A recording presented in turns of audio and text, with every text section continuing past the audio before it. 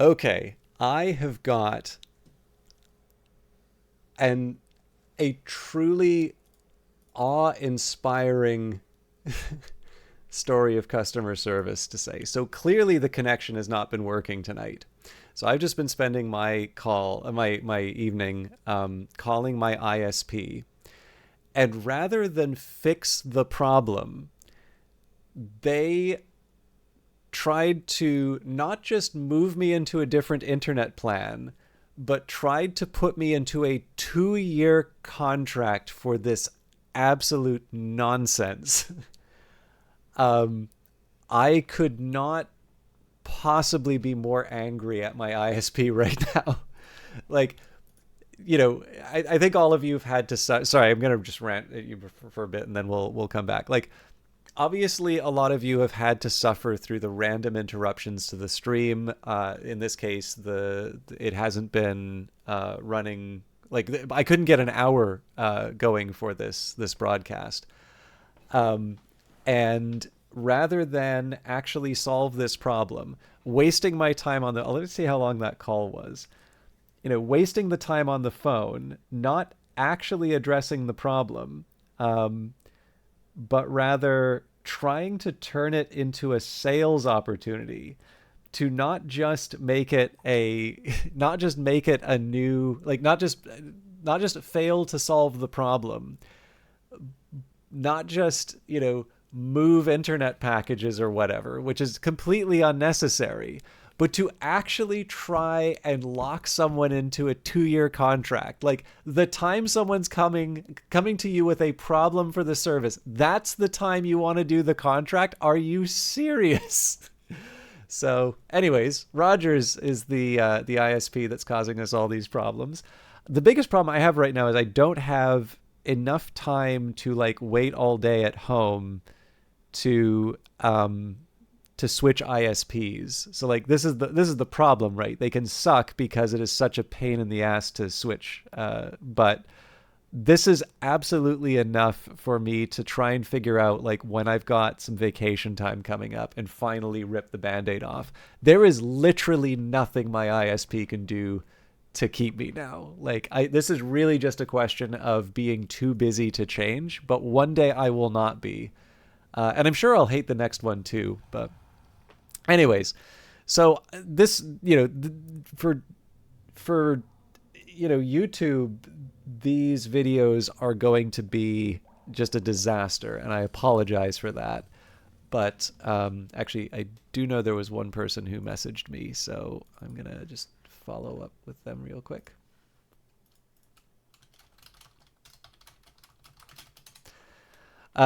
Yeah, I don't know how much more of the stream I'm gonna do, but I'd feel much better if I could actually like have some kind of um, if I could have some kind of like, I don't know. It'd be good if we could like end on a good note, because I know on Wednesday I'm going to be at the local game dev meetup. Um, but uh, but yeah, no, I have to apologize for that. I mean, if nothing else, yeah, I can turn around and say, okay, it's not my fault. And hello, Cree. It's very good to see you. Hopefully, you'll like talk me off the ledge, so I'm not like just raging into the void for a bit. Um, you actually, I was gonna say, I do appreciate that you sent me a message on Discord, because I was so infuriated by my ISP. I was actually just debating on saying, it's like, well, it's already been like an extended period away from the stream, so maybe I just accept that it's a bad stream beyond my control, and I leave it. So you pulled me back from the ledge, but if I don't know if you heard this bit, but they, rather than solve the problem, not only did they try to change my internet package, they actually tried to lock me into a 2-year contract. I like the level of anger that I have felt towards my ISP was like, yeah. This is Rogers, Vanguard Master. Um, no, I don't have Shaw wasn't out east, so I used to have Shaw in the west. I mean, obviously it's Rogers now, but But yeah, so it's like there. It's one. It's like I constantly hear this bullshit from them where it's like, well, if you don't upgrade your package, if you have a problem with the modem, and then I've honestly said to them, it's like, if you're giving me an ultimatum, then the next time there'll be a problem will be the time that I switch ISPs. I do not like being talked to in that tone. Um, but yeah, to actually have the guy go through the process of trying to switch me to a 2-year contract, like the balls to do that on a tech support call, astonishing. Like how, what what could possibly be going through someone's head to think that that is the time to do it? Like, and I need to say, like, I am, beyond like being very direct when stuff like that, like, so when I say like, I'm going to leave if that's the alternative, like I will not mince words in that sense, but I feel you can be polite in doing that. But just to give some context, right? I have done customer service for a credit card company. Okay. Nobody calls the credit card company because they want to talk about how great things are going. Um, and I like I never failed to hit my sales targets. I never failed to do the job. In fact, I know at one point, um, they got me to sort of do like a survey or whatever. I think they were like trying to work out their hiring plan, like basically sort of the qualities for hiring. I was brought in specifically as like, these are the model employees we want to be selecting for doing these things. So like as far as that job, like I would never want to do that job again.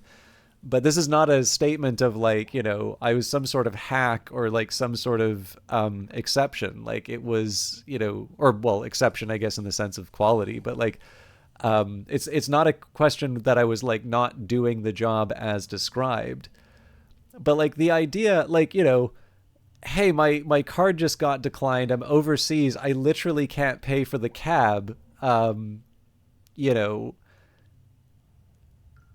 oh, sounds like you're traveling. Would you like to upgrade to the Air Miles card now? No, like solve the guy's problem. Like that's why would you do anything else? You know, you'll get your sale on the next card. So, yeah, I don't know. Like it is so beyond my conception of what your role is in a technical support role. And like just to be clear too, like there wasn't a technical support line. There was one customer service line in which you solved problems and also like did the sales stuff. So yeah, you did actually were actually expected to to run through. But yeah, just like that's truly like how at whatever executive thought that was a good idea to create that incentive in the support section, like that is the shooting offense. I could like that is the guaranteed way to turn someone into like the antimatter of your company. um so anyway, I do actually need to pick up one thing from the other room, so I'll be back in just a second.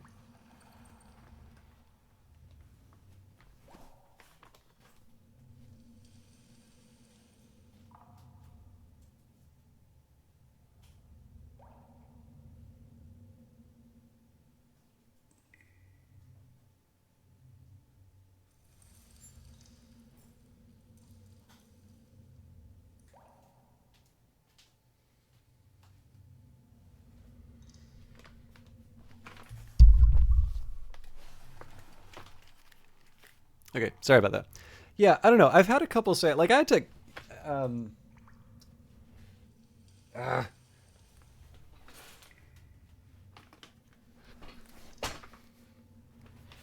for a brief period of time I had to sell cameras in a camera store that was bought by a private equity firm. So like that's not exactly the environment where everybody's encouraging you to pursue your lifelong dreams. They want to see a return on their investment. Um, and I'm kind of lucky that I got out of that place just before. And sorry, we will go into the game. I just one, I need to like vent for a bit, and then number two, um, I need to reorient myself and hopefully maybe give some kind of an explanation for what's going on. But yeah, like I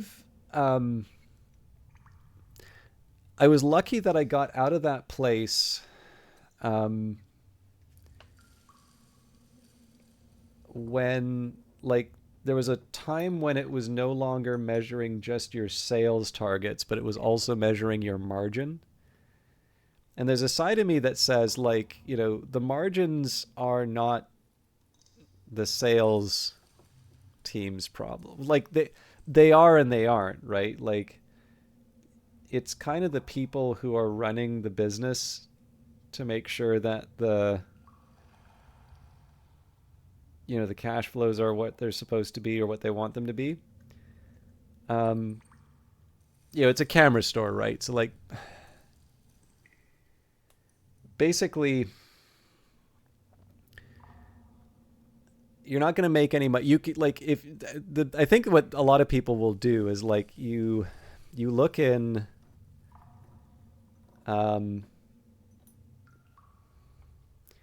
you look in the window at a camera. I mean, it's not like people go to camera stores now anyway, right? But you look in the window of a camera store and you see like the deluxe model and it's like 3 grand or whatever. Not the most expensive camera I've seen, by the way.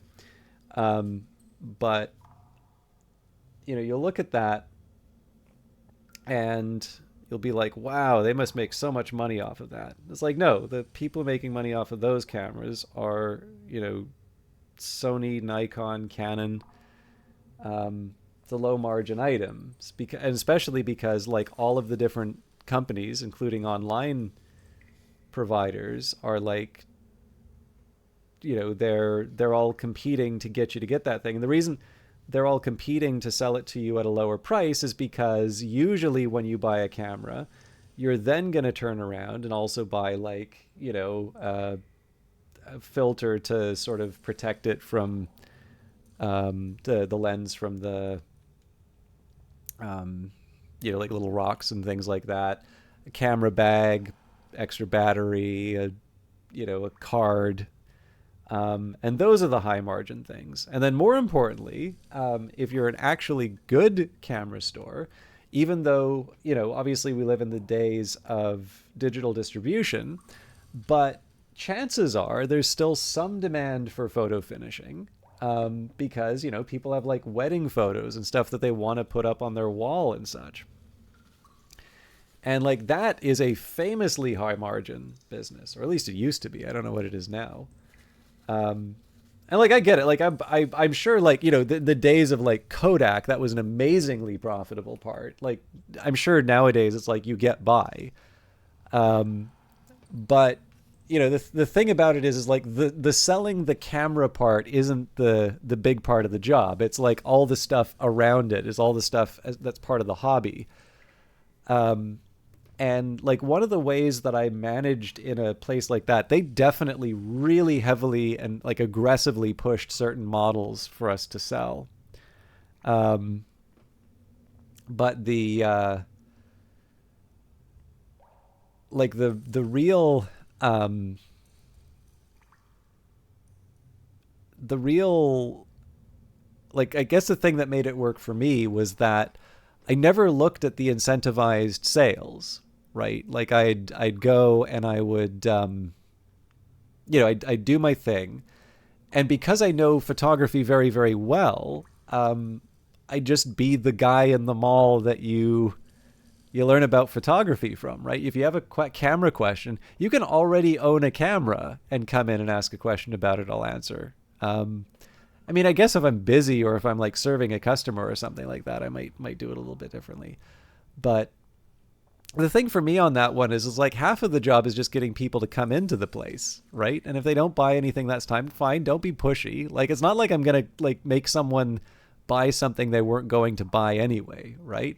But again, making that place in your head where you're thinking about camera stuff Yeah, the day that you do, your paycheck comes in, or you get a tax return, or like maybe you've been out and you've been doing some photography, and like maybe you do have something you want to print now. Building that goodwill is how, down the road you wind up with more stuff. Um, and at least that seemed to work for me. Again, I'm sure I would have worked terribly under the margin situation.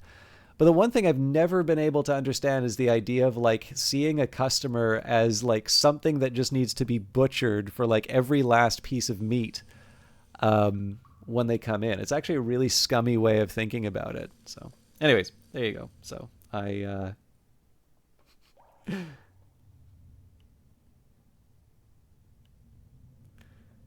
sorry, got a got a message, or because you're not as, yeah. I mean, I that's true, Vanguard Master. I think the thing that I think the thing that kind of bugs me about it is that I get a company wanting to, like, any given company is going to be a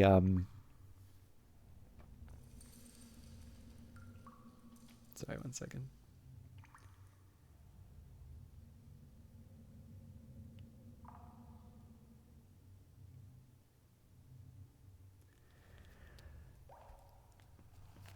Like I totally get that a company is going to want to sort of maximize its profits and such. But there's like only so much water you can carry for your employer, right? Like I definitely believe in doing a good job. I definitely believe in taking the time to, like I guess for me, like I never really had a problem with sales because I always felt that I was helping someone solve a problem, right? So like for credit cards, get someone, if they're carrying a balance, month over month, do what I can to make sure that they are on the lowest interest rate card that credit um, their credit score is going to allow. If it's a camera store, um, like I believe there were some cases where I talked someone down to um, a smaller model because they were just learning, and I sort of said, you know, um, if you really want to learn photography, like you get all these manual controls on this like cheaper camera, um, and then you know if you feel like you if you really feel like you want to if you really feel like you want to like take it to the next level, then you can like skip the pocket one. You can just go straight to an SLR or something like that, and it'll be like you were using the SLR the whole time. And like some people would just still go for the SLR because they really wanted to go for the SLR, and it's like, yeah, that's fine. I'll happily sell you the more expensive one. But yeah, I don't know. It's just like understanding the need, understanding what people, need to be connected to, understanding the products well enough to know that there's probably not like a bad camera in the case, but there are definitely cameras that are not the ones for people to get. And like I screwed up a couple of times. Like I could not care less about what color someone's camera is. And I totally get for some people that cameras were like fashion accessories. I mean, now, for God's sake, please tell me you're using your phone, right? I know there are some people who actually still have standalone cameras. I'm sure stores like love those people. But yeah, like to me, if it's a pink or it's a brown camera, it does not matter, right? As long as it takes a good photo. Um, but for some people that really matters, and I was actually not a good match for those people. But that's easy enough too, right? Because they know what color they want, right? I'm not going to say, "Oh, you love pink cameras? Well, let me sell you the brown one. That's the one you really want." No, they're going to go on Amazon for that. So and in that case, like if I don't have the camera that they want to sell, that's the store for screwing up and not having stock, right?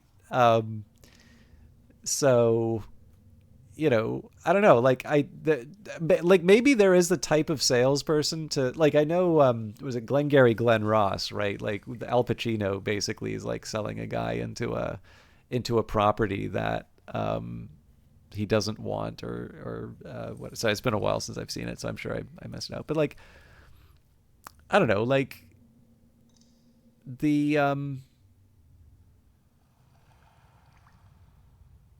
to me, there's definitely a few. There's a lot of ways to be able to like do a sales job without feeling like you are cheating someone.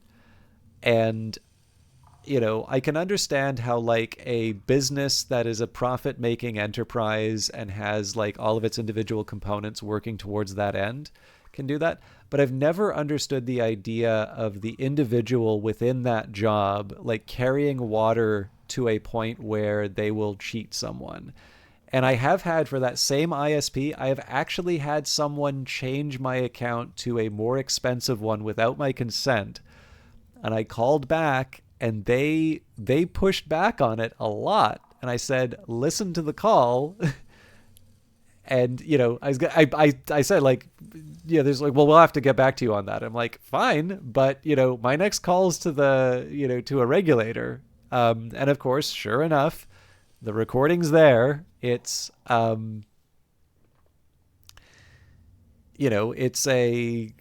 clear as day that this person is misrepresenting what they're doing, and all of a sudden that thing that was impossible to switch back was capable of being switched back. So I don't know, it's just like again, this turned into a half-hour rant about like crappy customer service and stuff like that. And I should acknowledge what Takri said. Until we got bought out and there was bank BS, so many calls I couldn't fix and the stress got to me. It's it's like, I don't know, like just enable, in my opinion, just enable people to do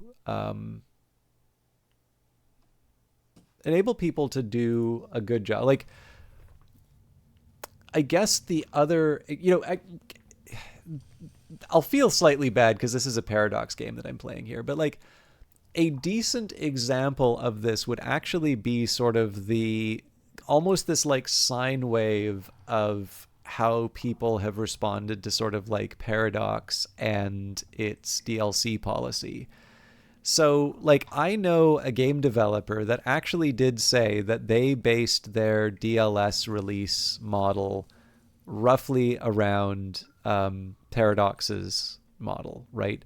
And it was the idea of there's a free update and there's a paid component to that update. And basically, if you want to unlock like the big new headline features, you pay for that. But the people who buy the big headline features are sort of effectively subsidizing the continued development of that game. And I'll actually go so far as to say that is on paper not a bad model. And for a while, it was actually something I could kind of stomach because I don't think anybody looks at the DLC on Paradox and say, oh, this is wonderful. I'm really looking forward to spending $600, in aggregate on this game. But to provide an experience that does give you those countless hours playing the game, and it's going to give you just enough variation to make it worthwhile. What you're really doing is rather than having, I guess, so if we're going to say $600, like rather than having sort of 10 standalone releases where there's a bunch of basic features that are being, relitigated each time, redesigned each time, you kind of have a longer term experience.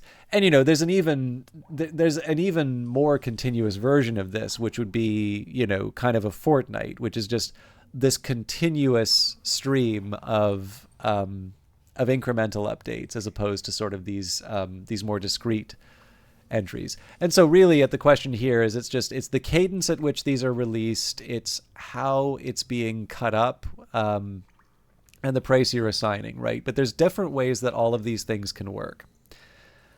But the big problem, in my view, what happened with the Paradox model is that I'm actually trying to think. I have not bought a Paradox DLC in a very long time. But what I do notice is because I have a bunch of Paradox games in my account, it'll always update me on the news. And the way that I know a new DLC has been released for a game is that there is an apologetic letter from Paradox talking about how the DLC disappointed and how they're going to do better, etc., etc., like to a point where I think they almost have like a form letter for that thing. And then that's where the problems come in, which is you no longer have that faith or that goodwill. You no longer have that idea that what you're buying is quality. And of course, the really big problem with that is because these also involve changes to the base game. Um, you know, the this can actually mean now that it's like, okay, I'm buying this game today, and I don't necessarily have an assurance that it's going to be fun a year or two from now. I mean, obviously, you at least have the option there of like reverting to an old version, but then you're potentially turning yourself off of the one thing that even anything short of like the genuinely like it's not worth it to do kind of games. At the very least, you have like bug fixes that are coming through, right? So yeah, I don't know. Like I'm sure again, like everybody's got an opinion about Paradox. Sometimes they really have had this unearned reputation for being overly aggressive with their monetization. I think if I am fair, I think there is a period where they seemed to largely get it right and present something to the world that seemed like a reasonable way of navigating digital distribution, in a way that made sort of long-term support for maybe more old-fashioned titles, like not full-on live service, but something that you want to maintain for a long period of time. I do feel for a while that there was a way, like there was a point where you could say that they sort of delivered on that promise. But like, just to give you an idea, like I haven't played Victoria 3, I haven't played Crusader Kings 3. And like as soon as I saw Europa Universalis 5 was something like, $80 Canadian, I'm like, there's no way I'm gonna get that. Like, I just I can't take that kind of risk, right? Like RimWorld is something I feel pretty solid about, right? RimWorld is actually one that I bought, and I bought the DLC sight unseen because I had finally kind of gotten into the base game. And I mean, it's also Canadian, so I kind of like showing that sort of support. Um, there's definitely stuff that I'll be a bit of a sucker for. And like, actually, here's a perfect example. Like Firaxis, I'm at the point where I kind of have to see for myself if I kind of have to see for myself if the game's for me or not, right? So I know not everybody cared for the latest Civilization. I actually had a decent enough time with it, although it has been a while since I've played it. So I should kind of get back on that horse. But it's maybe not my favorite one. I'm still trying to figure out how I feel about it. But I've enjoyed the time I've played with it, and I thought they made some interesting choices. So I really do kind of want to put it through its paces. But then I also just don't have as much time to sort of sit down and do an extended strategy game as before. But like for me, just like when it comes to Firaxis games, if there's like an XCOM 3 and everyone's like, it's not very good. I'm probably just gonna buy it and play it because I really want to see what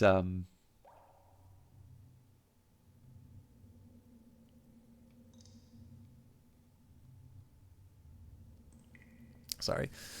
um I don't know, it's just like that's the sort of game that really like delivers for me.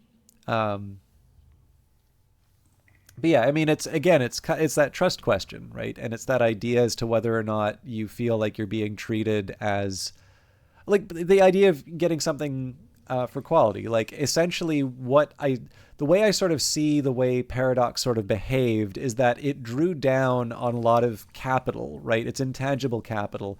It's goodwill, not in the accounting sense of goodwill, but rather it's the feeling that it, for the most part, had a positive player experience in mind. And instead, it's at a point now where, you know, it kind of feels almost like, oh, you bought Victoria and you're not buying the DLC? Like, what happened, man? I thought we were friends. um, I'm just like, and I'm so not interested in that kind of dynamic. So, anyways, I should shut up and just move on. Um,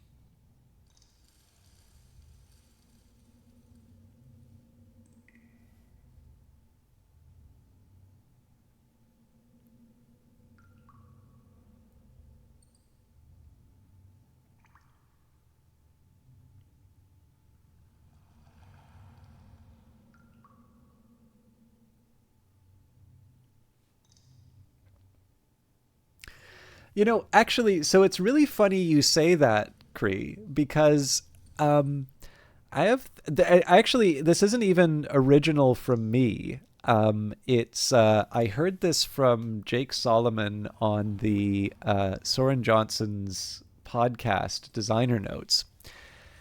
And one of the things that I think is reasonably well known about Civilization now is that it is called Sid Meier's Civilization. In fact, interestingly enough, it's Robin Williams who's the reason for that. Yes, that Robin Williams, the genie from Aladdin, among many other roles, but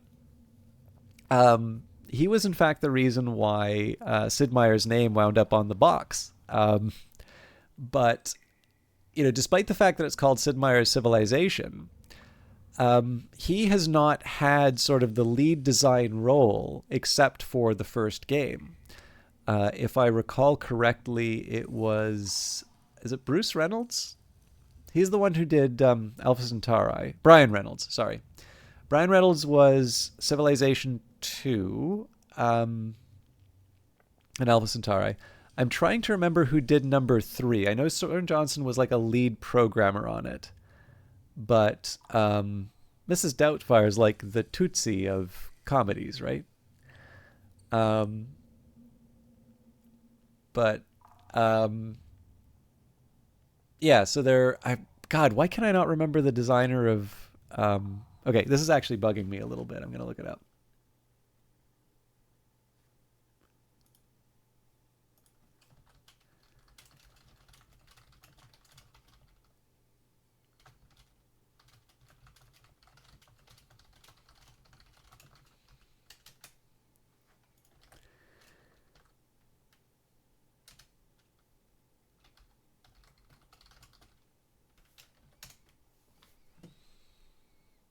Jeff Bridges. What else did he do? Composer on Railroad Tycoon? What? Who is this man?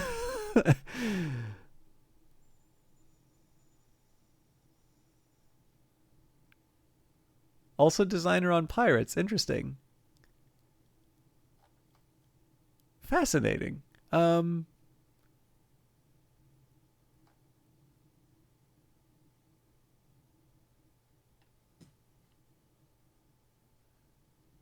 Yeah, okay. Well, Jeff Bridges and Soren Johnson for number 3 then. Um, and I'm sorry, I've lost the screen.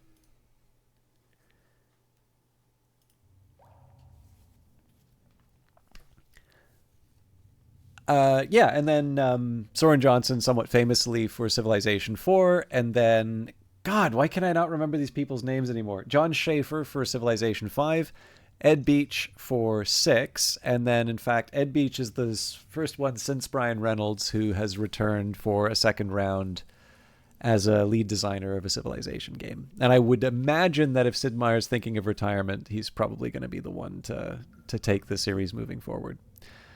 Um, and like Sid Meier's sort of whole thing, I think probably circumstances dictated that was how that worked out. But Sid Meier has said in his autobiography, you know, it does keep the series fresh. The general idea is kind of retain 1/3, improve 1/3, and the last third is new. And that kind of seems to be true for most of the iterations of Civilization.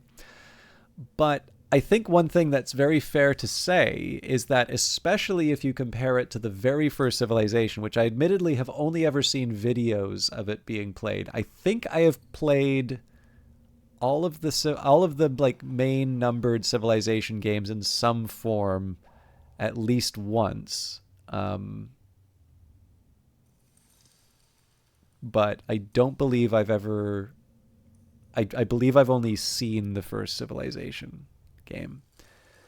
Um, but what is really interesting is that if you look, and this is where I was going with this, the later Civilization, as you go over time, the games get more and more complicated. And the one thing you will notice if you take a look at the Sid Meier designed games, they are anything but complicated, right? Think of Pirates, think of there's Ace Patrol, those sorts of things. In fact, he also did Starships, the Beyond Earth sort of follow up.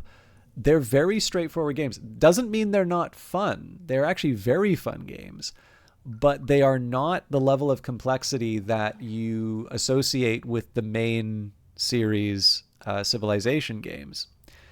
And it was, again, Jake Solomon, who is better known for XCOM. He was the one who actually pointed out, he worked with Sid Meier on Revolutions, which is, of course, why I'm talking about it. But that is, in fact, that is the last Civilization game that has been designed by Sid Meier. And sure enough, it is a lot closer to the original Civilization game. It is considerably simpler. And if you want to know what a Civilization game designed by Sid Meier looks like in the modern day, play Revolution. It's they're good. Like they're different, right? If you have grown up, I mean, like, so me, I've definitely grown up and loved the, like the big numbered one, right? Like I definitely, the game had long since hit escape velocity in terms of its complexity. Like the ones I'm pretty sure it was 3D. Well, I guess it's a fixed perspective in like all of the games, but like, you know what I mean by 3D. Like I don't really, I play the 2D ones because, I like the series and I want to see where it came from. But like for me, it's a lot of the stuff that you go back and look at, you see these as like, big innovations in the series, like I take for granted. That's just sort of what the game was to me. So, it did feel a little strange to play one of the Revolution games, but I'm actually, I have them on my tab, whichever one's available on the Apple tablet and phone. Like it's all, I think it's pretty good. I think it's pretty good stuff, but it's obviously very different from the sort of main series games. So.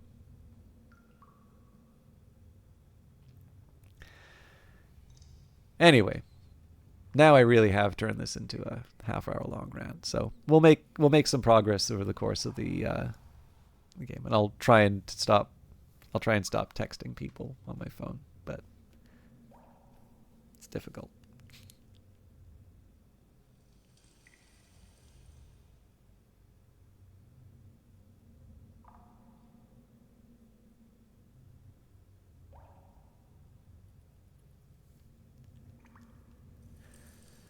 All right, so we talked with Jaspos. We need to go to Lethian's Crossing to get his tools back.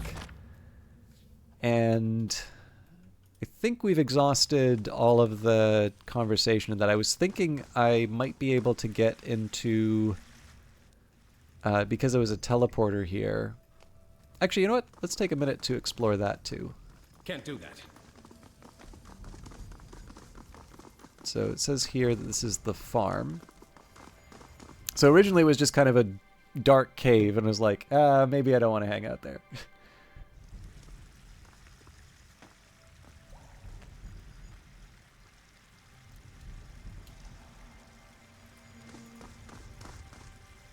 Something seems off about the pigs. Kind of a glass look in their eyes.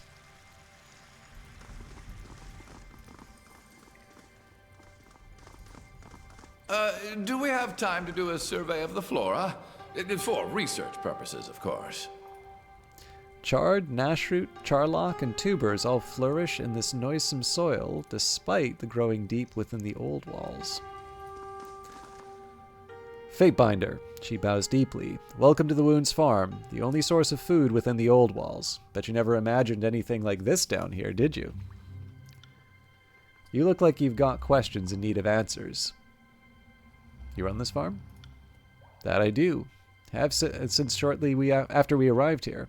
I may have been a mercenary up top, but down here I've developed into quite the farmhand, she chuckles. I turn the soil, haul up fertilizer, even sing to the plants. I've near grown to love this farm like it's my own child, except unlike a child, the farm feeds me. This farm feeds the whole community? Near enough. Gwyneth gathers some stuff from topside on occasion, but most people get their food from here. We've got a whole host of vegetables, and the mushrooms down here turned out to be tastier than anything grown in shit has any right to be. Got pigs too for the occasional feast day. Keep everything orderly and efficient. One slip up, and we're talking months on tight rations at best. These crops can be real particular about the kind of water they like. Give them too much, too little, the wrong kind, and the next thing you know, they're limp and brown. Is it normal for plants to be so picky about their water? Well, every plant is different, but the water situation down here is real touchy. Japso's filters work for topside plants, since it's more or less what they're used to.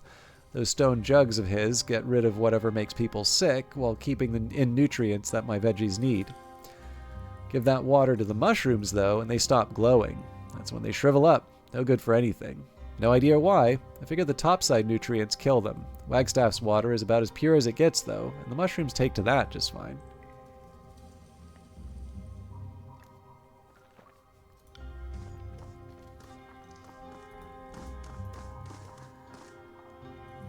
Howdy, Fatebinder. To be honest, I didn't expect a courtly type like you to show up in this pisshole. Would have thought you'd have better things to do than check up on a few wilting greens growing in beast shit. What can I do for you? How did you end up in the wound? I came in, 2 years back? With the Free Blade Marauders. Been in the wound ever since. Who or what is a Free Blade Marauder? Nothing but the finest and of the many fine mercenary groups out of the Free Cities. There's the Free Blades, the House of the Broken Regents, a few others. Aren't the Bronze Brotherhood out of the Free Cities? Brotherhood? Those fucking fucks can go fuck themselves. Especially that, Radaman, Ratterman, whatever his fucking name is. What a huge cock, and crazy as a beast woman raised on batshit. One of these days he'll lose his head to one of his own people. You mark my fucking words. I'm pretty sure. Oh wait, no, we didn't kill him actually. What do you do around the farm? Well, I used to have a patrol around the ruins, keeping the entry free of any unwanted visitors with a Hillstrider in her crew. About a year ago, though, my damn fool husband didn't pull out in time, and the wound found itself another mouth to feed. I thought she was talking about the patrol. Of course, the worthless bastard went and got himself torn to pieces fighting the Bane, so I'm up here tending crops and letting my sword arm go to waste, so the kid doesn't grow up an orphan. Don't get me wrong, he's a good kid for a babe. I'm just damn glad he's out of me. Tycho's got me on vegetable duty, which suits me just fine. Don't know if it's some post-pregnancy bullshit or something, but those creepy glowing mushrooms make me want to lose my lunch and dinner. She glances towards Tycho. She's been hovering more than usual as of late. She thinks I've been slacking off.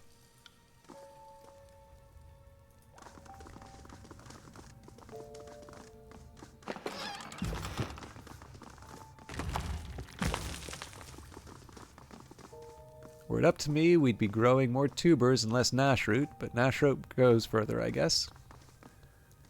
Something seem off about the pigs, kind of a glass look in their eyes. Faint illumination from the sky above limns the jagged edges of the fractured old walls overhead. Far below, you can make out the flickering dots of torchlight marking the wound community. By the way, this is one thing, I know I've been digressing from the game quite a bit. This is the sort of stuff that I really do like in CRPGs. So just having atmospheres like this to go from these really nicely painted environments, which of course was something that really sold a game like Baldur's Gate, and then just to have that extra little dimension, to have something like the Mist is like I really really like that touch. It's sometimes, you do need to have enough of an experience to sort of, I don't know, like, there needs to be something to back it up. You can't just have a succession of sort of pretty pictures. But I really do kind of like, this is the sort of thing where you can get this wonderful picture in your head if you were sort of sitting around a tabletop. I'm talking as if I actually play RPGs, but you know, I imagine when people sit around a tabletop playing, like, there's definitely a way of describing and sort of like spinning a yarn that really sells you on the idea like this. You can sort of picture it in your mind's eye. And I think there's always going to be something very special about that, the same way that, listening to a radio play or reading a book is going to give you a certain feeling that you really just can't capture in a movie or something like that. But the fact of the matter is, like, movies are great entertainment, and so are video games. And, there's lots of very good art which is based off of depicting these things that have otherwise only been known through text. And that can be anything from sort of like a scene from mythology or the Bible. Like, there's tons and tons of stories, and everything from stained glass to marble. There's all sorts of depictions of these things that otherwise had not been realized in some sort of visual form. So I definitely don't want to deny that while I have a special love for the imagination, there's just sometimes something about being able to see an environment like this that I don't know, sells me on the experience. Smooth blue fur frames this massive beast woman's flat face, her blunt snout wrinkling as she sniffs at you. Her skin, in those spots where you can see it, glistens, almost pearlescent. Her upper lip curls back to expose dagger-sharp teeth. Human smells of flame mystic power, of singed forsoot and plumed smoke, she snorts, yet looks small and frail like hairless whelp.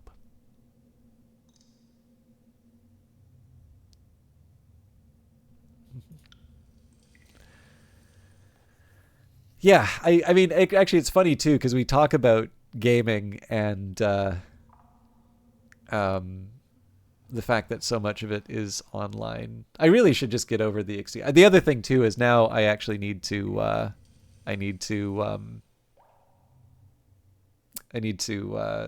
get familiar with rule books again. How does do you still like to get into D&D? Is it still like you buy the player's handbook, DM's guide, and monster manual, or have we moved beyond that? But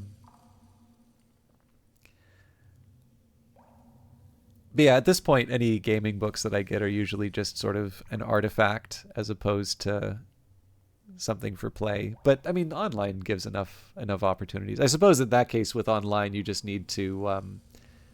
It's more of a personality thing because I imagine people probably. I have to imagine because you're not in the same room. Sometimes the personality stuff can become a little bit more of a clash. But yeah, you still want all the books.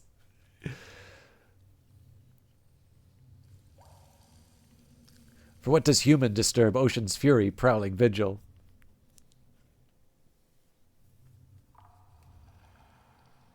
Sorry, just 1 second.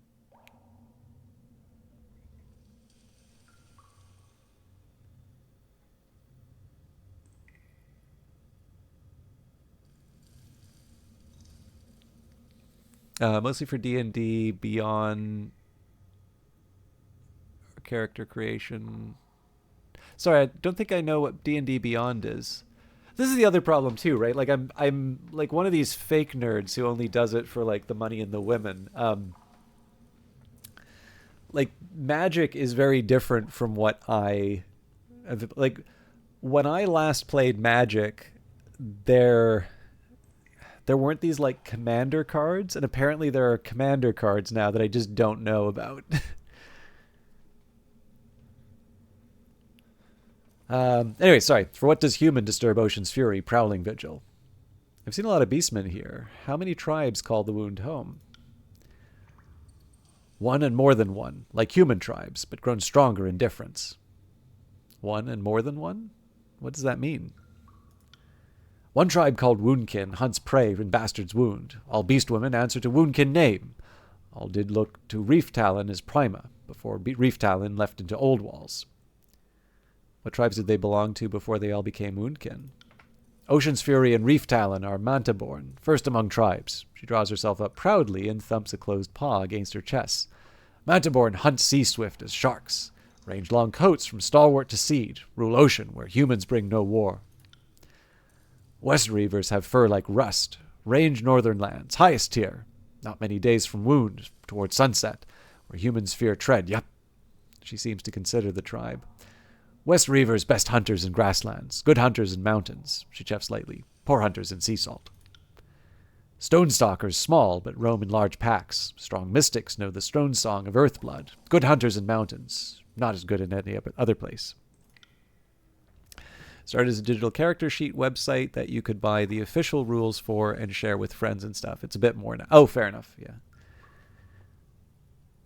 Yeah, the other thing is like the open license and all of that, which I realize was like a point of contention, so I know better than to sort of step into that particular conflict. But I just wasn't sure what the like there's the funny thing is King Gillette never actually did this model, but the old idea of like you give away the razor and sell the blades. And while that's technically not true, obviously Gillette makes so much more money selling replaceable blades than they get from like you'll see the razors sold at a fairly low cost just because you have that continuous recurring revenue with the blades. And so I can kind of see how for a gaming company, in one sense, there's a bunch of money to be made from the core rule books. And that might be how you do it. That's a little bit like, what a lot of indie games do, which is they'll sell their core game and they'll, you pick up Stardew Valley and then you're a Stardew Valley player and you enjoy Stardew Valley. But other ones will see the value in giving you that base experience, but also sort of knowing that what people are really into is like the setting and the lore. And so you can kind of give away the rules. And in fact, there may even be an advantage to giving away the rules or not having to create a new set of rules for each one, because then you just have a common system that everybody's familiar with. And what instead you're doing is you're giving that unique experience of, working within a popular setting. And then, what you're relying on is being able to make a compelling enough product that people will want to buy it. And of course, I imagine that for companies that can be a little bit more attractive just because if you do have a setting, it's a little bit like a TV show. You can keep adding new seasons. If it's a space game, you add new planets or sectors or species or something. And if it's, fantasy, you still have lots and lots of opportunities of being able to expand out that world or to go deep in certain things. And then, for some people, I guess the answer is why not do both? Sell a big expensive book and, other ones. But then the question is like, is there do you create a barrier to entry through that? And the reason why I highlight that is that I think people sometimes get surprised at how many really big and popular owners of franchises actually began as people who sold were third-party providers. So Games Workshop, once upon a time, they were in Nottingham and they were selling like chess and backgammon sets. And then the really big turn for the company was, starting to sell the tabletop stuff they're probably a little bit more associated with. So they sold Dungeons and Dragons in the United Kingdom. But the big shift, of course, was once they started making their own stuff, Warhammer Fantasy Battles. And then I believe 40K, which was called Rogue Trader, was basically a way of them trying to get rid of the or not get rid of, but like have something to put sort of their surplus fantasy stuff in.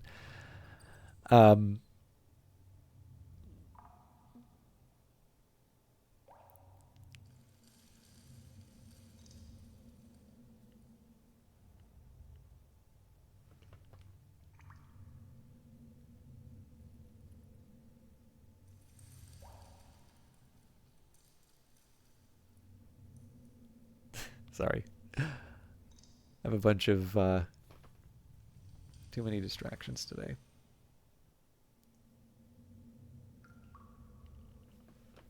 I did actually get in touch with a friend from my old job, so I'm I do get to hear some gossip occasionally, but yeah, in the case of Games Workshop, it's a tricky call, right? Because obviously the majority of the money that you're going to be spending on Warhammer 40K or something like that is not really the core rulebook. It's going to be the big army of miniatures and all the paints and all of that extra stuff, right? And that's like it's a nice long tail of revenue. So if you potentially cut people off from getting into that by putting up a barrier to getting into the setting, then potentially you're losing out on quite a bit of lifetime value for the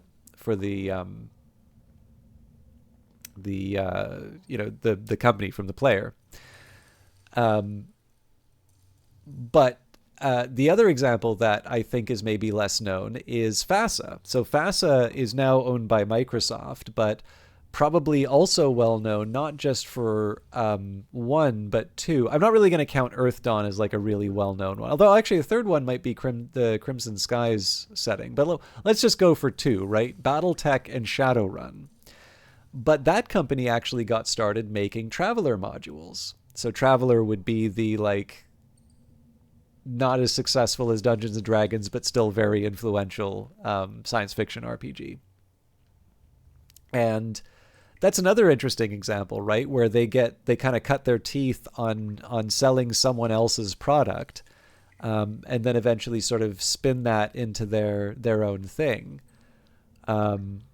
But the funny thing is like, to me, to a certain extent, anytime I've done tabletop, it's very often been just like a core rule book and then just like run with it for yourself, do whatever you want. So whether it's like Vampire the Masquerade or D&D or Shadowrun, you get some big, like, this was maybe the thing that was kind of exciting to me, is like you get inspired by this big exciting setting, and rather than have the the company tell you what's going on in the world, you just build it all out yourself. Like that, the creativity is the exciting part to me.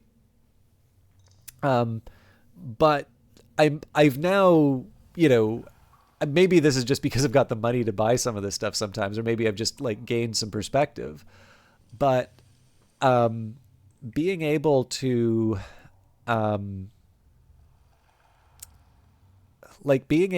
sort of appreciate that actually there are some people who come up with some like really great adventures. I mean, to a certain extent, right? Like, this is what I'm doing with Tyranny, right? I'm expecting Obsidian's going to be able to spin a good yarn. They're going to be able to do something that I couldn't do myself. Tell me a story that I wouldn't have thought of or been able to experience on my own. And, I've paid them for the privilege. But yeah, like, to me, it was a little funny that you'd have this idea of like a third-party RPG company who would be just really, really good at making modules or adventures or source books or whatever. And yet some of the companies that have made like franchises that I really like, I think the Harebrained Schemes, Shadowrun, and BattleTech games are really, really good. They actually got started making material for someone else's setting. So... anyways, Kriya's educating me on modern tabletop, which is wonderful. So you can buy the adventure modules and run them on D&D Beyond now, so it's actually pretty easy to run it online these days. Only the DM needs to make the big purchases. Homebrewed games are still very much a thing, but some of us aren't as creative enough to make it all on our own. Yeah, well, actually, and this is the thing, right? Like, I don't actually think of myself as a particularly talented creative writer. I will give myself some occasional...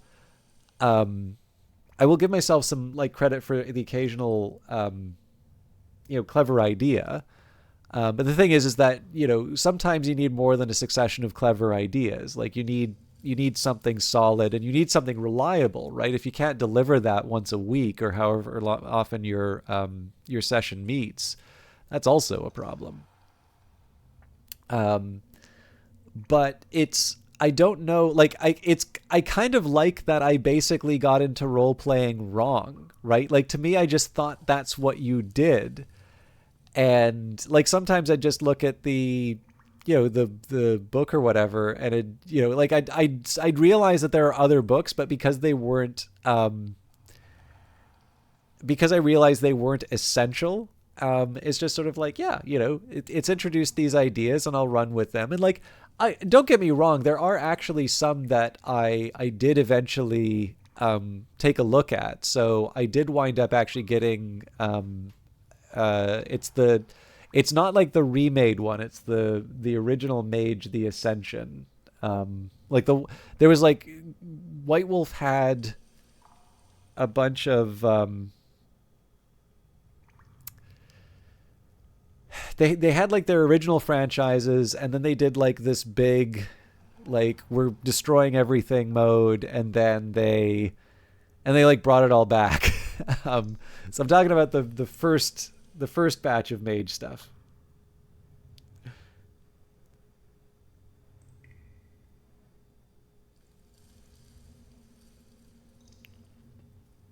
Oh, sorry. You don't even need to buy the base rules these days. Most simple for, yeah. Okay, that's fair.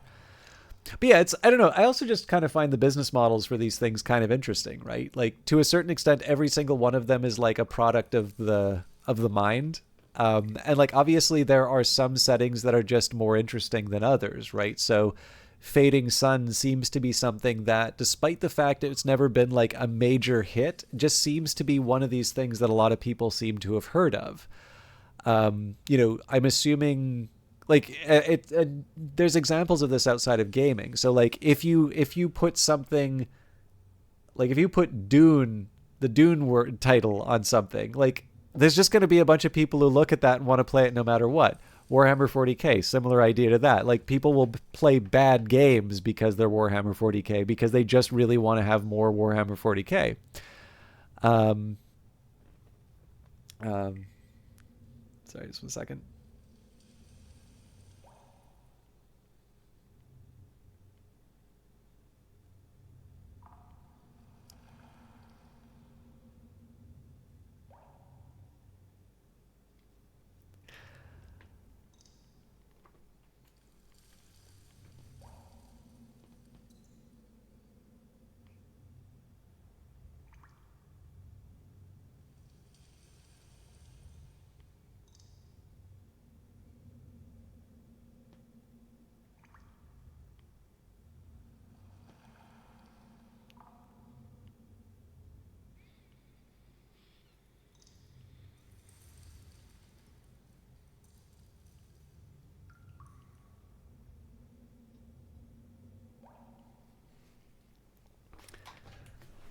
Um, but yeah, like I don't know.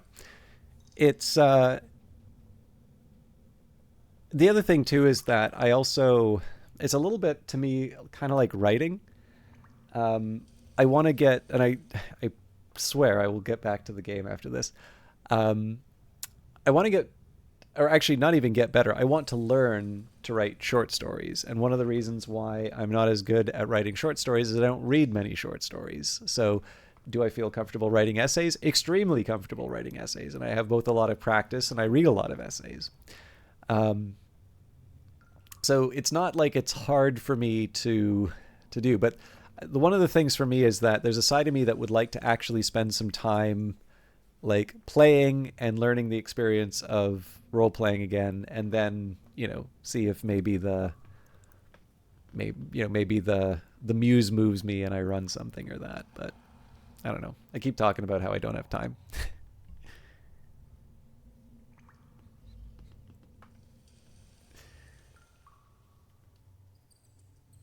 That'd be good. We should work out the. It's, I actually feel kind of bad. I did. For those of you who don't know, I've actually played Grounded with Takri, which I had a lot of fun with. But I know I keep threatening we should do some sort of role playing thing, and then I never actually deliver. So I should actually commit to doing it for real rather than just talk about it.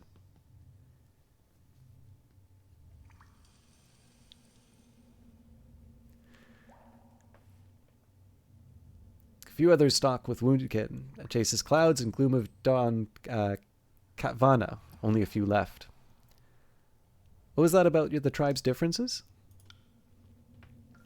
Well, you know, like for me, the white whale is Traveler. But the thing is, I've read like it would probably have to be the Mongoose Traveler. I've got the 5th edition. I really like that. At some point, I'm gonna try and like make sense of that. But that is such a confusing rule book to read. Like you'll be reading one thing and then there's a table for something completely unrelated, and I don't know why it's like that. But I figure Mongoose will at least give me a way of like learning about the setting, and then the 5th edition I can try and I don't know, do the rodeo, see how long I can stay on. Her eyes narrow slightly. Each tribe knows its hunting grounds best. Manta-born best swimmers, small stone stalkers climb quickest. Shadow hunters blend with night and stalk with cunning. Simple. What do you mean by your prowling vigil? Ocean's fury prowls wound farm, hunts bane with claws and fangs, drives away trespassers with growls and knuckles.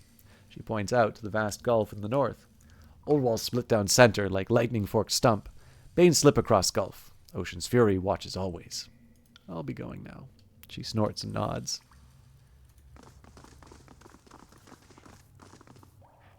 Smelly work, sure, but better than being topside with the war going on. Were it up to me, we'd be growing more tubers and less nashroot, but nashroot goes further, I guess. Spotted something. Ooh.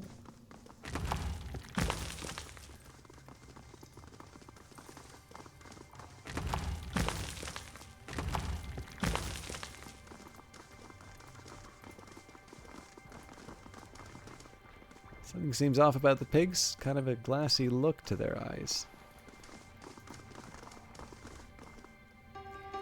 Seeing you approaching, he straightens up and seems a little taller. Wasn't expecting to see a fate binder down here. Name's Klytos, protector of the farm. He announces it like a title. You may have heard of me.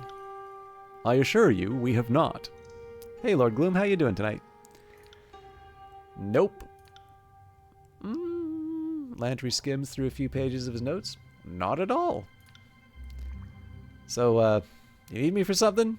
Despite his armor, you can tell that he flexes his muscles. Tell me about yourself, Klytos, protector of the farm. Sunder born and raised. Didn't have much growing up, and the sea life wasn't for me, so I took up the blade. Been a warrior ever since. Ran with the House of Broken Regents before we ended up here. I was actually briefly mentioning Magic the Gathering, which, for those of you who don't know, Lord Gloom has played Magic the Gathering on their channel, among their many other talents. But actually, maybe you can tell me. So in Magic, there seems to be this like commander sort of thing that was introduced. When was that introduced? Because it definitely wasn't there when I played it. What is the House of Broken Regents?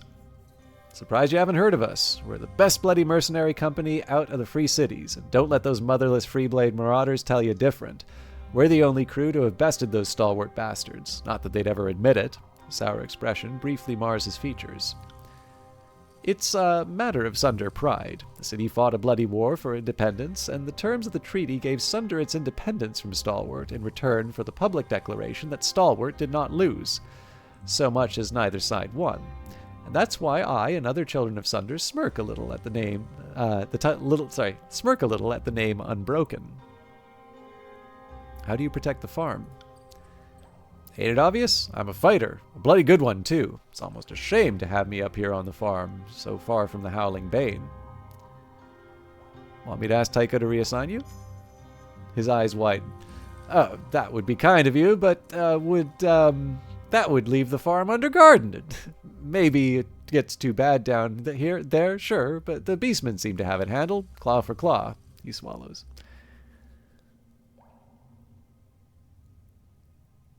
Oh, interesting. Tycho's me looking after the mushrooms. She keeps a close eye on everything around here. A bit too close, if you ask me, and she's quick to remind me when I cock something up. Used the wrong water on the mushrooms once, and she up and decked me. Obviously, I would have blocked it. He chops the air with an open palm. Or dodged it. He jukes illustratively to the left. I thought anything like that was coming. He clears his throat. Anyway, had a black eye for weeks. Not doing that again. No how, no way. Must be going. He watches you go.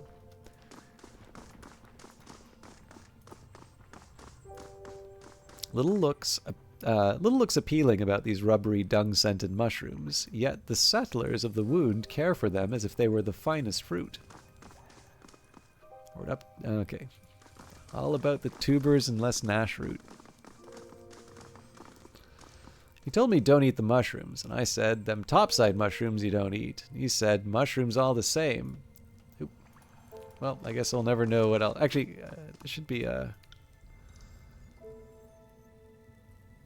And he said, mushrooms all the same. And I said, how they be the same when these glow? Alright, I'm happy enough that I took a visit down here. It didn't take away too much.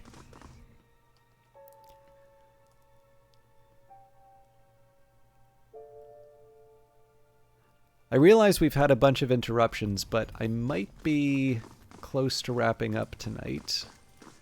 But what I will try and do is at least make some progress on this quest here, so that on Friday we can maybe try and make up for the lost time.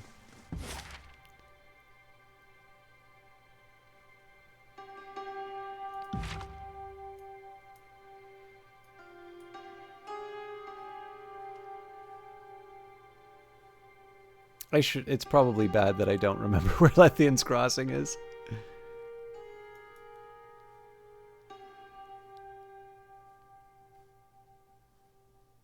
It can't be the sunset. Yeah, there we go.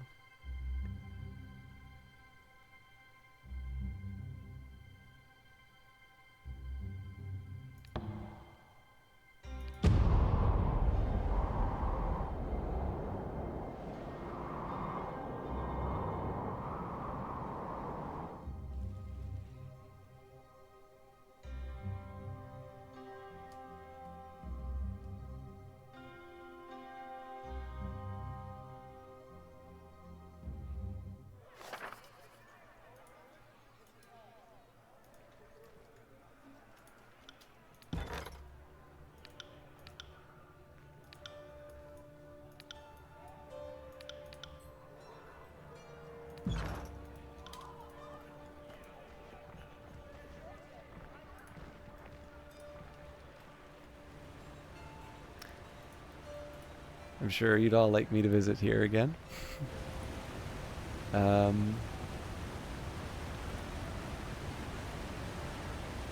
Actually, the Forge-bound area was here.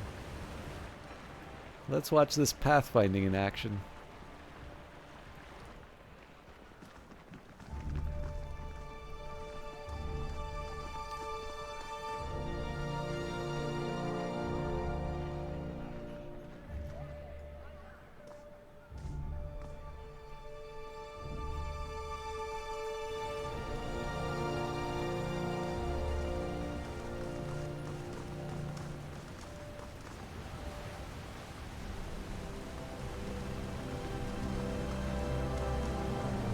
Sure.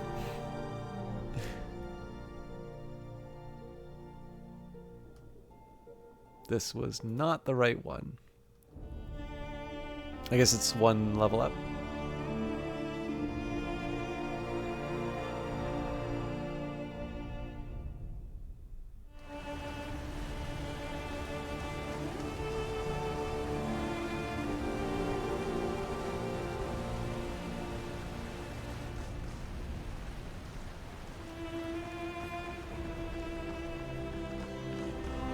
Sorry, I realize this must be the most boring stream to watch.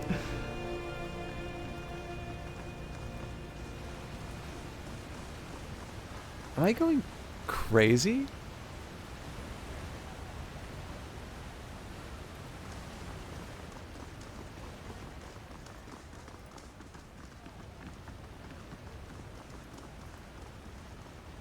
So I would have thought this was a domicile.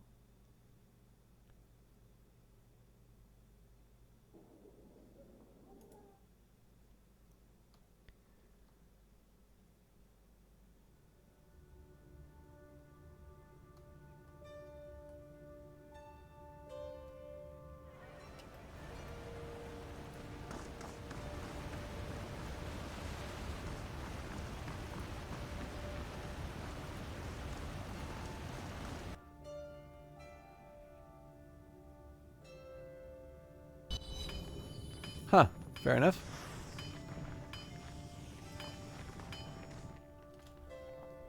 You've returned! Laura turns to face you, her body covered in head to toe in charred hues, chest rising and falling under the strain of labored breathing. There's always more demand for iron than there's time in the day. She removes a set of heavy canvas gloves and balls her fists, the joints of her fingers cracking in unison. How may I be of assistance? I'm looking for some napping tools on behalf of Jaspos. Jaspos? None of us have heard of him in some time. He certainly did his part to create the forge here, but there's little else for a napper to do after setting the foundation. Quite certain he was ordered to return home. She grabs an iron ingot and holds it aloft. This, on the other hand, is the vanguard of my own work. My tour of duty ends only when there are no more enemies for my iron to kill. So where did Jaspos end up?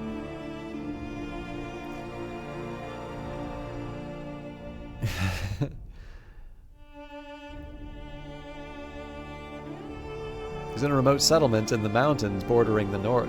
Claims to be one of its founders. She scratches her chin, smearing soot across them in short streaks. Now that's odd. Kairos gives us leeway in our duties, but several years' absence would be frowned upon. That settlement would have to be producing something valuable to excuse his detour. At least, I hope so, for his sake. A smile creeps across her face, and she offers a half-hearted shrug. But he's not my ward, not my concern.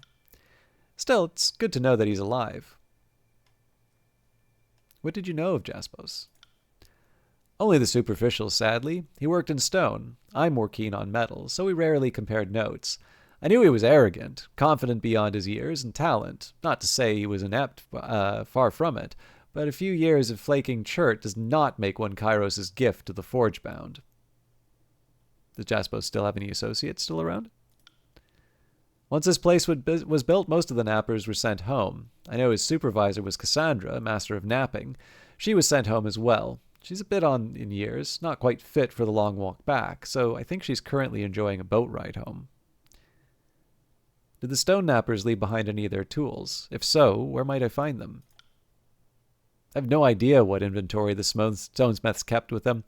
All our stoneworkers left some time ago. A few of them meant to return north by ocean travel, which first meant traveling to the southern coastline.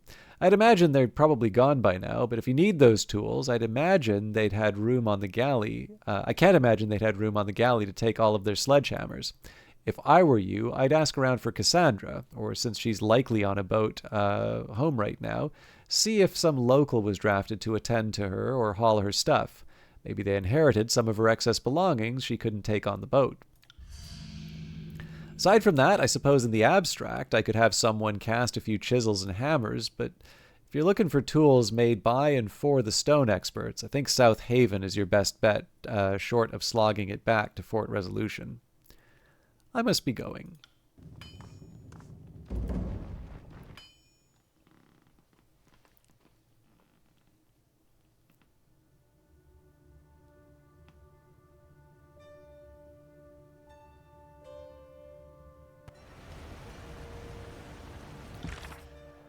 Cassandra, the forge-bound who has Jaspos' tools, is reported to currently be in the village of South Haven. All right. Sorry, I can't. Again, I'm probably going to wrap up reasonably soon, but I'm kind of curious in terms of interest in CRPGs. So I have a couple that I could suggest on my own. I think I've done something like this before. But I figured it's not bad to sort of take the temperature. Does anybody have a game in this style, or at least adjacent, that they'd kind of like to see played? Hey, Revive Snow, very good to see you. Folks, for those of you who are not following Snow, please do check out their channel. A wonderful voiceless, camless VTuber. Playing quite a bit of Space Marine 2 lately. We were talking quite a bit about the Warhammer 40k setting, Snow, but Pillars of Eternity. But no, I really like hanging out with Revive Snow. One challenge is that I've had to be a little more responsible in terms of getting to bed or otherwise sort of not being on Twitch. But I really do try and make some time to see snow. A small cliffside hamlet overlooking the rough western sea. This town serves as a port for goods from Lethian's Crossing bound for Port South. Ships casting off for the continental mainland sometimes depart from here, finding the crossing easier than the road through the eastern mountains.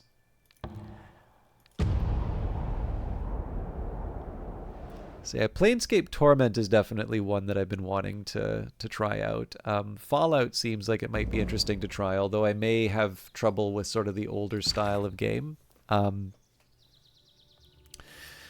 else was there? Disco Elysium is obviously, excuse me, a big modern example of this. And then presumably one of the Larian games, whether it's one of the Divinity Original Sins or Baldur's Gate 3. But I'm trying also to find like the right... Oh yeah, and the LCAT games. So the Pathfinder games or the or Rogue Trader. So it's definitely one of these cases where I'm spoiled for choice, and generally these things have quite a bit of reading in them, so they take a while to go through, but that's not necessarily a bad thing. So keep trying to play Divinity 2, but the people I keep playing with...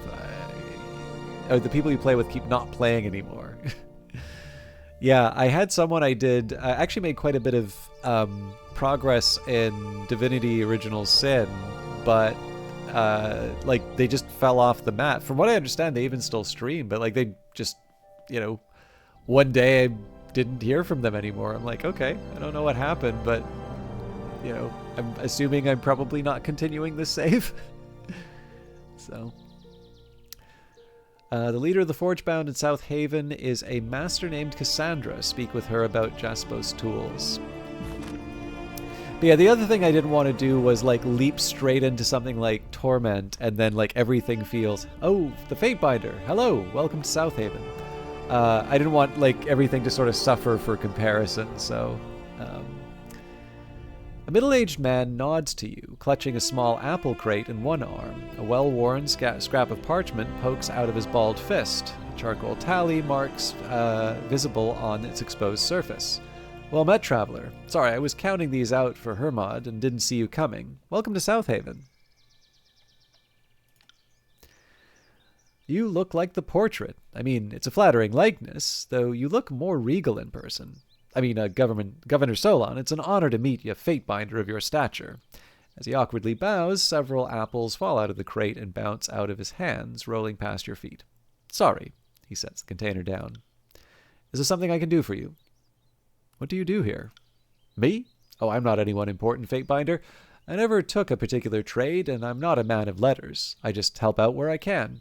He gestures towards the crates behind him. I count the produce for Hermod. He lets me take a few fruits when I'm done. His words are interrupted by a rhythmic clanging of hammers against metal. He turns to look at the source atop a nearby roof, exposing a gap-toothed grin as he speaks. And of course, the Forgebound always need fresh water, so I'll pump it for them from time to time. I'm sure Cassandra appreciates that. I'm not familiar with South Haven. Tell me about it. Not sure what's really worthy of note. He scratches his chin, inadvertently smudging it with charcoal. We've got the river and the sea nearby, and live by what they bring us. On the good seasons, trade for what we don't have when our luck dries up. If you're bored already, good. I think Kairos' forces were bored too, and they seem to ignore us. Some recruiters from the chorus came in years past and rounded up some folks who were out in the fields. I think they took Potlin's boy.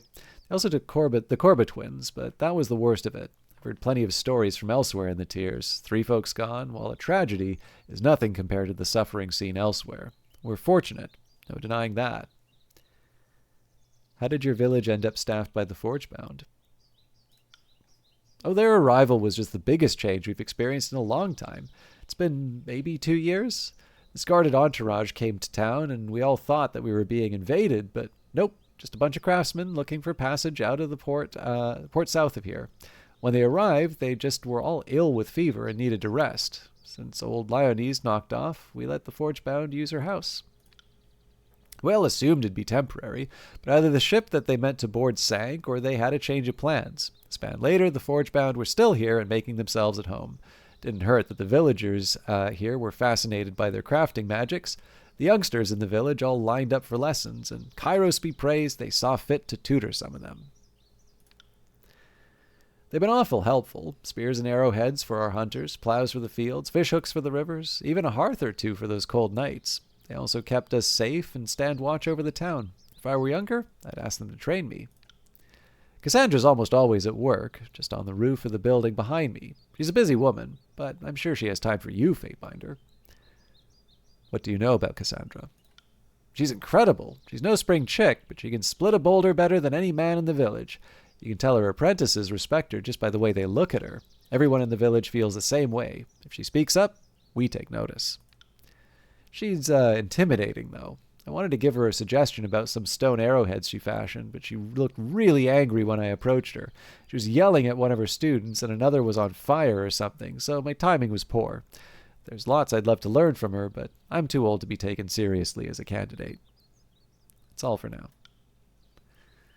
All right, there's not that much. I was going to say I was maybe going to wrap it up here, but there's actually not that much in this village here, so we'll take a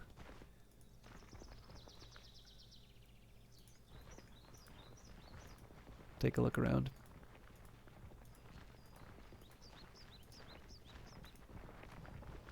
Actually, Revive Snow, have you ever played games like this on your channel? I don't know. Greetings, Fatebinder. We're good people here, and loyal to the Overlord. A young man squints at the bottles in front of him. He picks them up, shakes them, and sets them down, dissatisfied after every examination. Was it fennel pollen or rhubarb root? Catches sight of you and stops his search. Hello, traveler. Something I can do for you? What are you looking for? My wife took fever recently, burning temples and an awful rash. She's a tough one, but I wanted to get her some medicine. I know that boiled silverthorn works well, but that's a few rings too many for me. There must be an alternative. Elderbark's what you want. Almost as potent as silverthorn, but a lot more plentiful. You can probably buy it for a song.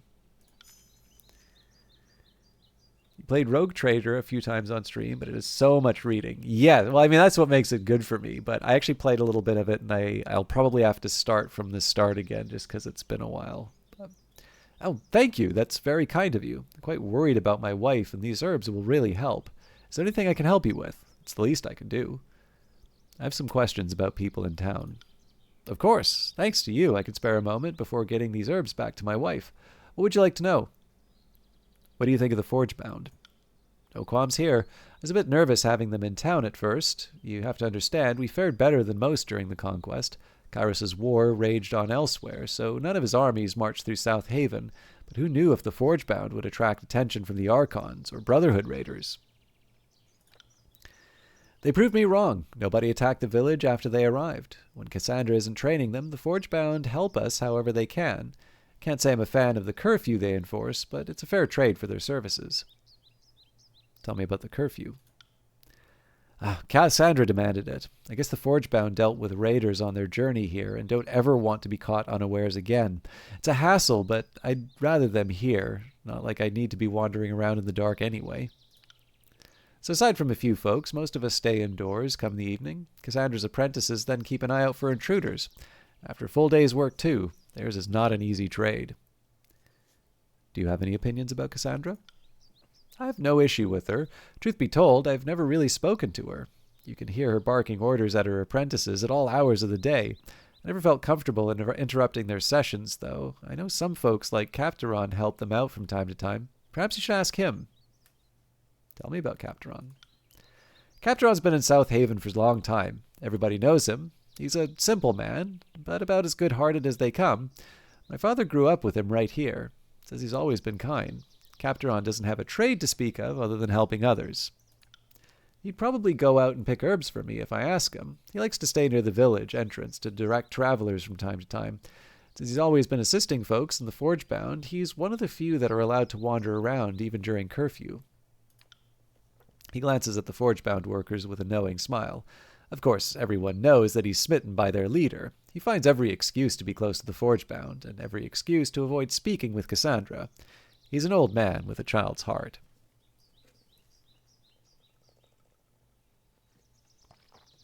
Farewell. Welcome to South Haven.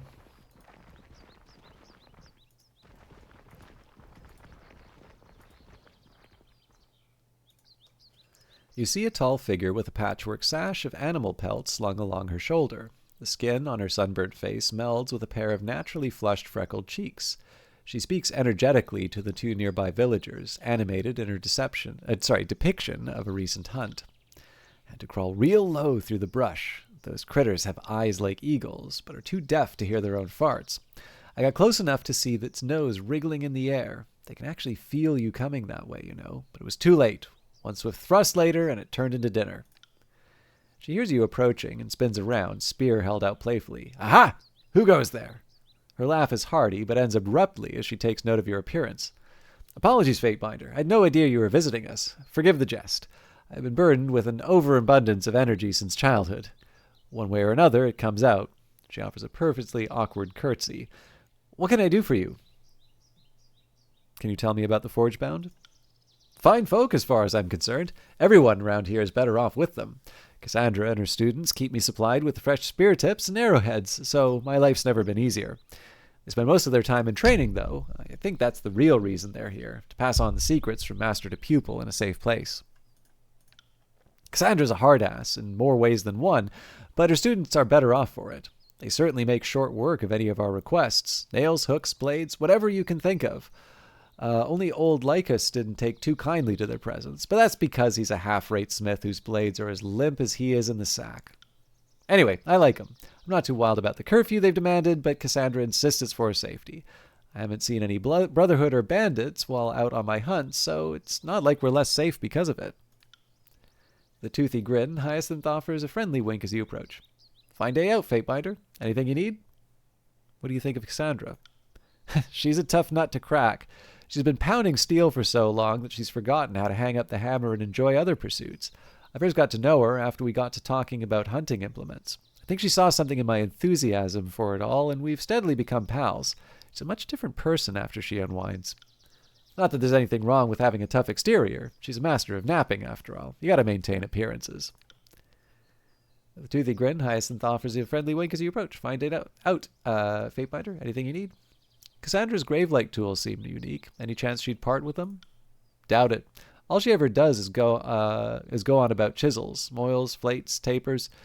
Who knew there was so much to know about wedges and handles? If you need her tools, ask her. I bet she'll make them just show off what she can do. But her tools? Seriously?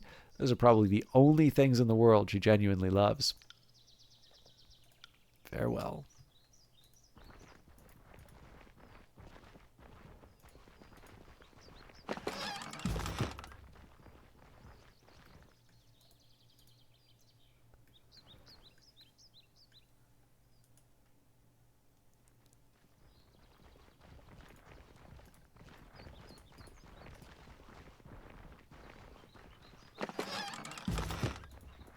Can't do that.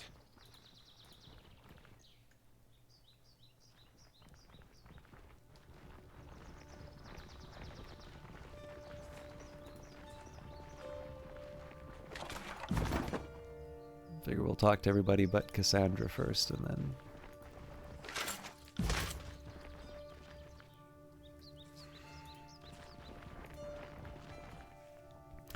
A barrel-chested man surveys the areas with a stern expression, eyeing you nonchalantly as you approach. A large horseshoe mustache traces the top of his mouth before racing down to his chin. When he speaks, the bristles nearly mask his lips. Well met, Fatebinder.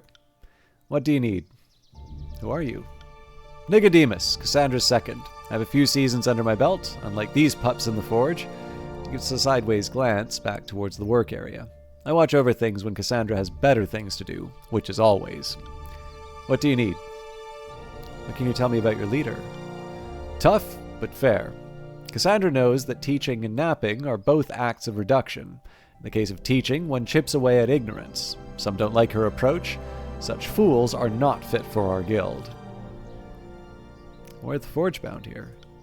Ask Cassandra. She gives the orders here. No point in me guessing at her meaning. That's all for now. A small group of forge-bound stand in conference around an older gray-haired woman. Blue tattooed streaks trail down her hairline, coming to rest upon a pair of eyebrows permanently fixed in a severe expression. She grasps a hunk of jasper and strikes it several times with a sharp piece of obsidian. The motion should feel rhythmic as you work the stone, as mundane as breath. Her sinewy biceps contract to control the force of each impact, keeping the jasper remarkably still. Listen to your senses. If the shape in your mind doesn't feel inevitable, then you are wasting your strength and my time. Noticing your approach, she halts her demonstration and waves off her apprentices. We'll continue this later. Fatebinder. I am Cassandra, Master of Napping. The forge-bound present are in my charge. She grants you a perfunctory nod. I know your time is limited, and South Haven too remote for this meeting to be chance. What is it I can do for you? How did you end up here in South Haven? As Master of Napping, it is my duty to build the forges that keep the others occupied. Bronze and iron are the guild's trademark, but stone's the foundation. When Kairos' conquest began, my kin allowed the armies into the tiers, and I led the efforts to build up Lethian's Crossing. With our task at the crossing complete, there was naught to do after but return home. I barely made the long march south, so I decided to head towards the closest port, just near here, and planned to catch a boat back home. But the journey here was difficult. Brotherhood bandits ambushed us on the road. Her eyes narrow at the memory, and she rubs the left side of her abdomen. They fancied our forge implements and thought them fair payment for use of the road. I refused, and we brained them with our hammers. She cracks her neck with a quick tilt of her head. I cracked a rib or three, and some others in the party were wounded, so resting in South Haven seemed wise. The locals were overly accommodating, and I started wondering if I'd even live through the sea voyage home, so I decided to set up shop and teach here. Our temporary stay became rather permanent. Do you know a man named Capteron? Capteron? Oh, for fuck's sake. She rolls her eyes at a sudden loss of composure. A lovesick cub if I've ever seen one. He's helpful with hauling and odd jobs, but enough with his endless pining. Not that he's ever experienced love, as best as I can tell. He's well past fathering age. Probably couldn't find the vagina in a brothel. He mostly keeps his affections to himself, thankfully. He's harmless and always compliant if you yell loudly enough. Do you fancy spineless men? Have at 'em. You have hair? I thought all forge-bound shaved their heads. She permits a smirk for the briefest of moments. I shaved my head for nearly every day of my life. I think I've earned a reprieve. She lightly smacks the back of an apprentice's head as he kneels to work. These idiots don't get that luxury. We give the traditions for a reason. If you waded into a forge fire all day, you'd know better than to grow a mop of wicks out of your head. I thought Japsos was the master of napping. Japsos? I thought officers of the court would be better informed, Fatebinder. There can be only one master of napping at a time, and I'm not a corpse yet, despite the wishes of my apprentices, so the title remains with me. So what rank does Japsos hold if he's not the master? Why are we even talking about Japsos? The only title he's fit to wear is Master of Arrogance. He was a dutiful enough student, but I've heard that the boasts he's made to my apprentices in private. He learned quickly, I'll give him that, but he was a long way off from attaining any kind of mastery. It takes at least a decade of constantly impressive work before the guild would allow the title of master to be bandied about. If I drop dead tomorrow, there are a dozen others more qualified to inherit my title. She lets out a long sigh, her eyes narrowing as her upper lip twitches.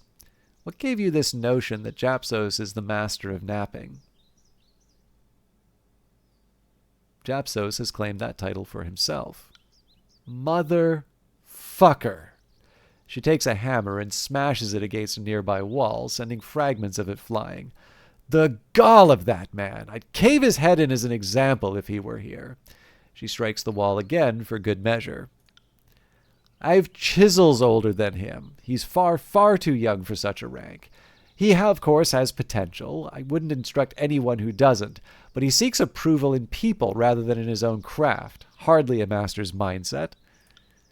The guild will act on this. Making a false claim like that is a serious offense to our ways. As soon as I can, I'll pen a missive to my superiors. His arrogance will be disciplined. I'm here to retrieve Japsos' snapping tools. Japsos' tools? What sort of nonsense is this?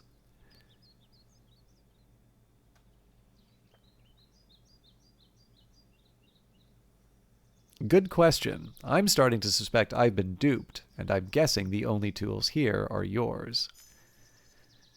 To commemorate my 50 years with the guilds, Naya made me a tool set of the most exquisite craftsmanship. No doubt that's what Japsos had in mind. After we left Lethian's Crossing, I noticed the set was incomplete. Several key hammers and chisels, one of my best loops, all missing. At the time, I assumed the fault lay with me. The way to South Haven wasn't without its troubles, and I assumed I had misplaced things during the shuffle. I would never have guessed that Japsos would steal them from me, from his own master. If my knees were still good for sprinting, I'd chase down that ungrateful rake and pulverize his skeleton one bone at a time. Her rage seems to vanish with a shrug and a smile. And I suppose making tools is what I do best. It's not like I can't replace what was lost, but those tools were a gift. Not even I can fashion sentimentality out of a rock. I'm not sure exactly how I can help with this situation, Fateminder.